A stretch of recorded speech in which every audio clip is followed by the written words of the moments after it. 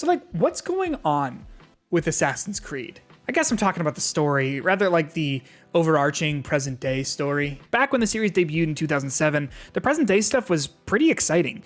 Ubisoft kept that aspect of the story mostly a secret until Kristen Bell accidentally mentioned it during an interview, but it was a fun twist on what could have been a super straightforward period piece about assassins and Templars. In recent years though, it's become such a chore. It's like each game requires you to slowly walk around an office building for an hour in between the interesting globetrotting assassin stuff.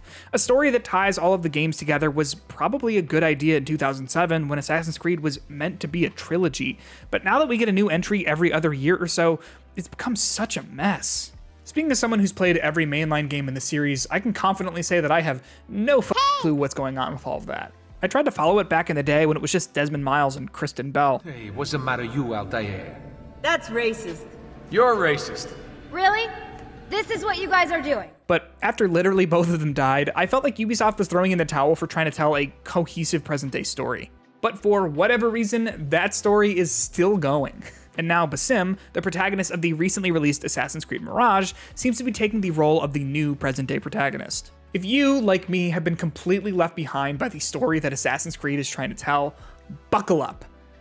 I'm gonna explain it to you. When I was researching this video, I discovered just how deep the Assassin's Creed present day story goes, and to be entirely honest with you, there's just a lot of stuff that you definitely don't need to know. So my boss told me to cut it down a little bit. Here's the entire present day story of Assassin's Creed in 60 seconds. Spoilers.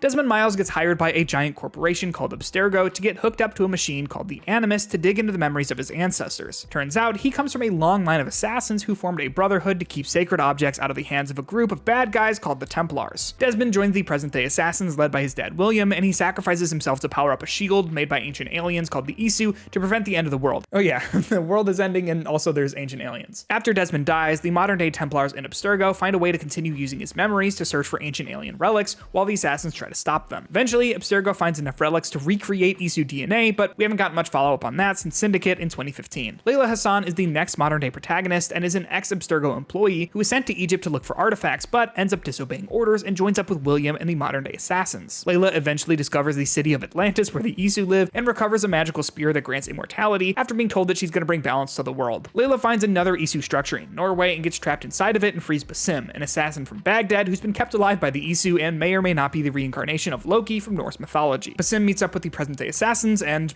that's it. Believe it or not, I had to cut out a lot of stuff to get this under a minute, so just consider this the Cliff Notes. It seems like Ubisoft is ditching a lot of things that it was doing with the plot during the Black Flag, Unity, Syndicate era, but to be honest, it just wasn't that interesting, and not much happened over the course of those 3 games. Now, it seems like the series is much more interested in having ancient characters cross over to modern day. Basim has clearly been set up to be a major player, which would make sense given what happens at the end of Valhalla, but don't expect to get too much follow-up on those final events in Assassin's Creed Mirage in terms of actual story progression.